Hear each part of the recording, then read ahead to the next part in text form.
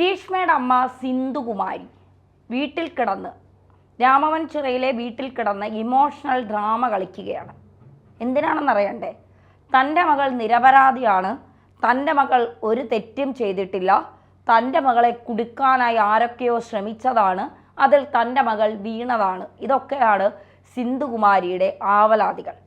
ഒരു ചെറുപ്പക്കാരനെ 11 ദിവസം ജലപാനം പോലും നടത്താൻ കഴിയാതെ സൈലൻറ്റ് പോയിസണിലൂടെ അവൻ്റെ ആന്തര അവയവങ്ങൾ ദ്രവിപ്പിച്ച് കൊലപ്പെടുത്തിയ കേസിലെ പ്രതിയുടെ അമ്മയുടെ ആവലാതികളാണ്. അതായത് ഷാരോണിൻ്റെ കയ്യിൽ ഗ്രീഷ്മയുടെ നഗ്ന വീഡിയോസ് ഉണ്ടായിരുന്നു. അത് വച്ച് ഷാരോൺ ഗ്രീഷ്മയെ ഭയപ്പെടുത്തുമായിരുന്നു അത്രേ. ആ ഭയം മൂലമാണ് തൻ്റെ കുഞ്ഞിന് ഇങ്ങനെ ഒരു കടും കൈ ചെയ്യേണ്ടി വന്നത് എന്നാണ് ഗ്രീഷ്മയുടെ അമ്മ സിന്ധുകുമാരി, അതായത് ഒരു ഗജ ഫ്രോഡ് കുടുംബമാണ്. അമ്മയും മകളും അമ്മാവനും കൂടെ ചേർന്നാണ് 23 വയസ്സുള്ള ഒരു ചെറുപ്പക്കാരനെ, അച്ഛനും അമ്മയുടെയും പ്രതീക്ഷയായിരുന്ന അവർ പൊന്നുപോലെ വളർത്തിക്കൊണ്ടുവന്ന 2 ആൺമക്കളിൽ ഇളയവനെ കൊന്നു തള്ളിയത്. എന്നിട്ട് ഒരു കൂസലുമില്ലാതെ ട്രിപ്പ് നടത്തുന്നത് പോലെയാണ് പോലീസ് മൊഴിയെടുക്കാൻ കൊണ്ടുപോയതും. ഗ്രീഷ്മ മിടുക്കിയാണ്, ടാലൻറ്റഡ് ആണ്. പല നിയമ വിദഗ്ധരും നിയമജ്ഞരുമൊക്കെ പറയുന്നുണ്ട് വധശിക്ഷയുടെ ആവശ്യമില്ലായിരുന്നു എന്നുള്ളത്. പക്ഷെ കോടതി പറഞ്ഞൊരു കാര്യമുണ്ട്, അപൂർവങ്ങളിൽ അപൂർവമായ കേസായി കണക്കാക്കിക്കൊണ്ടാണ് വധശിക്ഷ വിധിച്ചതെന്ന്. ഇപ്പോൾ ഗ്രീഷ്മയുടെ അമ്മയുടെ ഈ തിളപ്പും ഈ തൻ്റെ മകൾ കുറ്റക്കാരിയല്ല എന്നുള്ള ഈ നാടകവും ഈ കണ്ണീരൊലിപ്പിക്കുമൊക്കെ ഹൈക്കോടതിയിൽ അപ്പീലിന് പോകുമ്പോൾ ഏതെങ്കിലും തരത്തിൽ മകൾക്കൊരു സഹായകമാകും തൻ്റെ ഈ തിളപ്പും ഈ ഇമോഷണൽ ഡ്രാമയും എന്നാണ് ഈ ഗജ ഫ്രോഡ് കുടുംബങ്ങൾ അല്ലെങ്കിൽ കുടുംബാംഗങ്ങൾ വിചാരിക്കുന്നത്. എന്തായാലും അമ്മയെ വെറുതെ വിട്ടു. ഈ ഗ്രീഷ്മയുടെ ജാതകത്തിൽ ഒരു പ്രശ്നമുണ്ടായിരുന്നു അത്രേ. അതായത് ആദ്യ ഭർത്താവ് മരണപ്പെടും, 2ാമത്തെ വിവാഹം മാത്രമേ നിലനിൽക്കൂ. അങ്ങനെയാണ് ഗ്രീഷ്മ ഷാരോണിനെ കൊണ്ട് ഷാരോണിൻ്റെ വീട്ടിൽ വെച്ച് വിവാഹം കഴിപ്പിച്ചത്. പിന്നീട് ഈ ഷാരോണിനെ കൊല്ലാനുള്ള, അതായത് ഈ ജ്യൂസ് ചലഞ്ചൊക്കെ നടത്തി ഈ കളനാശിനിയൊക്കെ കഷായത്തിലിട്ട് അവസാനം നീട്ടി കൊലപ്പെടുത്തിയ ആ ചെറുപ്പക്കാരൻ എന്നുള്ളത്. ഇത് 5ാമത്തെയോ 6ാമത്തെ കാമുകനാണ് ഗ്രീഷ്മയുടെ. ഇതിനു മുൻപുള്ള കാമുകൻ, ഗ്രീഷ്മയുടെ കാമുകൻ്റെ വെളിപ്പെടുത്തൽ വമ്പ ട്വിസ്റ്റാണ് പുറത്തു വരുന്നത്. അതായത് ഗ്രീഷ്മയുടെ കാമുകനായിരുന്ന ചെറുപ്പക്കാരൻ പറയുന്നത്, അദ്ദേഹത്തിൻ്റെ പേരും വിവരങ്ങളും ഒന്നും വെളിപ്പെടുത്തുന്നില്ല. അദ്ദേഹം പറയുന്നത് ഗ്രീഷ്മയെ ഒരു അമ്പലത്തിൽ വെച്ചാണ് അദ്ദേഹം ആദ്യമായി കാണുന്നത്. അവിടെ വച്ച് തന്നെ ഇഷ്ടം തോന്നി.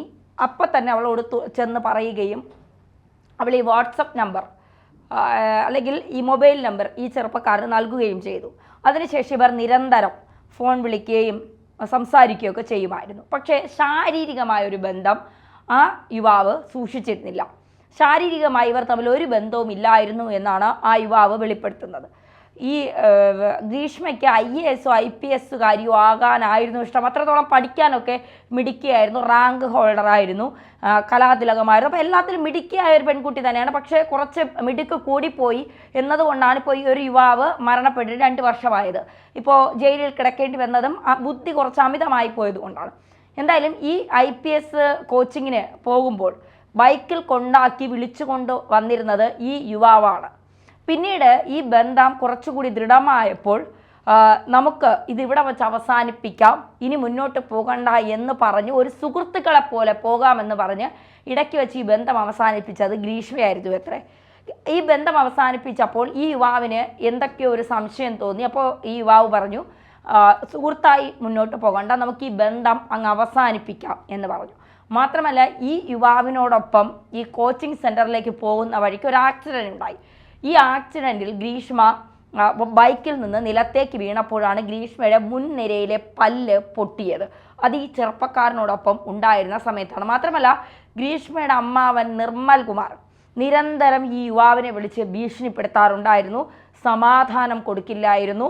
അങ്ങനെ നിരന്തരം ഈ യുവാവിനെ മാനസികമായി ഉപദ്രവിച്ചു കൊണ്ടിരിക്കുമ്പോഴാണ് ഗ്രീഷ്മയും ഈ ബന്ധം അവസാനിപ്പിക്കാം, ഇനി മുന്നോട്ട് പോകേണ്ട, കാരണം ഓൾറെഡി കോളേജിൽ 2 പ്രണയങ്ങളുണ്ട്, ഈ യുവാവുണ്ട്, ഷാരോൺ ഉണ്ട്. അപ്പോൾ ഇതൊക്കെ കണക്ട് ചെയ്ത് കൊണ്ടുപോകാൻ എവിടെയോ ഒരു തടസ്സം വന്നപ്പോഴാണ് ഈ യുവാവിനെ വേണ്ട എന്ന് വയ്ക്കാൻ തീരുമാനിച്ചത്. പക്ഷേ കുഞ്ഞിൻ്റെ അമ്മയുടെ പ്രാർത്ഥന കൊണ്ടായിരിക്കും, അല്ലെങ്കിൽ ഒരുപക്ഷെ കഷായം കുടിക്കേണ്ടി വരുന്നത് അവനായിരിക്കും. എന്തായാലും ആ യുവാവ് പറയുന്നത്, എൻ്റെ വീട്ടിലെ ഏക പ്രതീക്ഷ ഞാനാണ്, എൻ്റെ വീടിനെ മുന്നോട്ട് കൊണ്ടുപോകേണ്ടതിൻ്റെ കടമ എനിക്കാണ്. അതുകൊണ്ട് എൻ്റെ അമ്മയുടെയോ അല്ലെങ്കിൽ എൻ്റെ കുടുംബത്തിൻ്റെയോ പ്രാർത്ഥന കൊണ്ടാകാം ഒരു പക്ഷേ ഞാൻ ഇവളുടെ ചതിയിൽ നിന്ന് രക്ഷപ്പെട്ടു വന്നത്.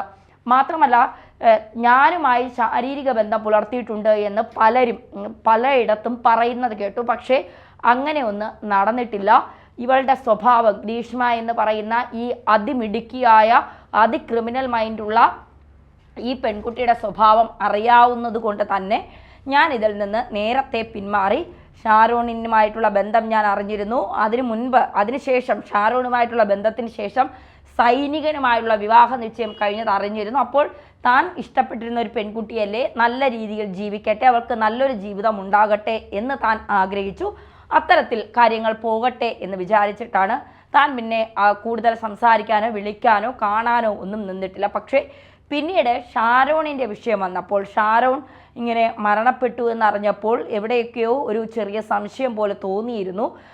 പിന്നീട് ഈ പ്രതി ഇവളാണ് എന്നറിഞ്ഞപ്പോൾ താൻ ശരിക്കും ഞെട്ടിപ്പോയി എന്നാണ് ആ യുവാവ് പറയുന്നത്.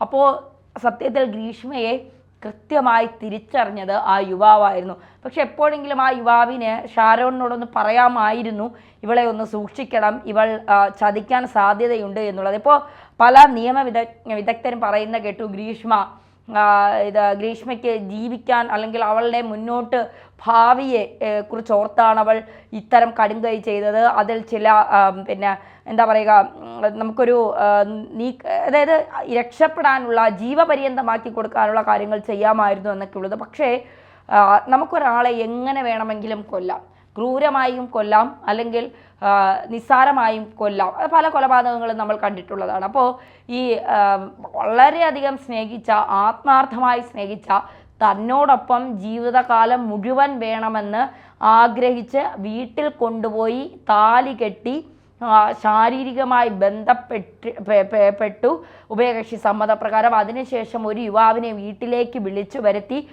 അമ്മയും അമ്മാവനും അച്ഛനും ഇല്ലാത്ത സമയത്ത് വീട്ടിലേക്ക് വിളിച്ചു വരുത്തി ലൈംഗിക ബന്ധത്തിൽ ഏർപ്പെട്ടതിന് ശേഷം ആ യുവാവിനെ അവസാനമായി തൻ്റെ ശരീരം അവന് പകർന്നു നൽകിയതിന് ശേഷം അവന് ഞാൻ കുടിക്കുന്ന കഷായമാണെന്ന് പറഞ്ഞ് അവനെ മുച്ചൂട് മുടിച്ച് അവനെ ഒന്നടങ്കം തീർക്കാനായി ആ കഷായത്തിൽ കീടനാശിനി ഒഴിച്ച് അവന് കൊടുക്കുന്നു. ആ വീട്ടിൻ്റെ പടി ഇറങ്ങുന്നതിന് മുൻപ് പച്ച കളറിൽ അവൻ ഛർദ്ദിച്ചു. അത് അവൻ്റെ ബന്ധുവായ സജിൻ എന്ന് പറയുന്ന ആൾ കണ്ടതുകൊണ്ടാണ് ഈ കേസ് ഇത്രയെങ്കിലും മുന്നോട്ട് പോയത്. ഈ മരണക്കിടക്കയിലും ഏറ്റവും വലിയ മൊഴി മരണമൊഴി എന്നാണ് പറയുന്നത്. ഈ മരണക്കിടക്കയിലും ഗ്രീഷ്മയെ ഷാരോൺ വിളിച്ചത് വാവേ എന്നാണ്. ആ വിളിയിൽ തന്നെ എത്രത്തോളം ആത്മാർത്ഥത ആ ചെറുപ്പക്കാരന് ഗ്രീഷ്മയോട് ഉണ്ടായിരുന്നു എന്നുള്ളത് നമുക്ക് മനസ്സിലാക്കാൻ സാധിക്കും. പക്ഷേ ഒരു കാര്യം ഉറപ്പിച്ച് പറയാം, ഗ്രീഷ്മയോട് ബന്ധം പുലർത്തിയ അല്ലെങ്കിൽ ഗ്രീഷ്മയോട് പ്രേമബന്ധം പുലർത്തിയ ഷാരോൺ ഒഴികെയുള്ള യുവാക്കളെ നിങ്ങൾക്ക് ജീവൻ ബാക്കിയുണ്ട്, അത് തന്നെ ഏറ്റവും വലിയ കാര്യം എന്ന് നിങ്ങൾ ചിന്തിക്കുക. കാരണം ഇത്തരത്തിൽ ഷാരോൺ അല്ലായിരുന്നു എങ്കിൽ മറ്റൊരാളാകുമായിരുന്നു. കാരണം വലിയ രീതിയിൽ ഒരു എന്താ പറയുക, ഈ ആചാരങ്ങളെയൊക്കെ വലിയ രീതിയിൽ കൊണ്ടു നടക്കുന്ന ഒരു കുടുംബമാണ്. അപ്പോൾ ആദ്യത്തെ ഭർത്താവ് മരിക്കണം, അപ്പോൾ ആരെങ്കിലും കൊല്ലും, അത് ആരെയാണ് എന്ന് തിരഞ്ഞെടുക്കാനുള്ള ഒരു സമയം മാത്രമായിരുന്നു. അത് ഷാരോണായി എന്നുള്ളത് മാത്രമാണ്. എന്തായാലും അമ്മയുടെ ഈ നാടകമൊന്നും ഒരിക്കലും എന്താ പറയുക, പൊതുസമൂഹം അംഗീകരിക്കില്ല, അവർക്കൊരു സഹതാപവും ഉണ്ടാകില്ല. സിന്ധുകുമാരി എത്ര കിടന്ന് തിളച്ചാലും ഗ്രീഷ്മയ്ക്ക് ഒരു തരത്തിലുമുള്ള മോചനം കിട്ടില്ല. അവൾ ഇരുമ്പറയ്ക്കുള്ളിൽ തന്നെ ആയിരിക്കും, അഴിക്കുള്ളിൽ തന്നെ ആയിരിക്കും, പുറത്തിറങ്ങില്ല.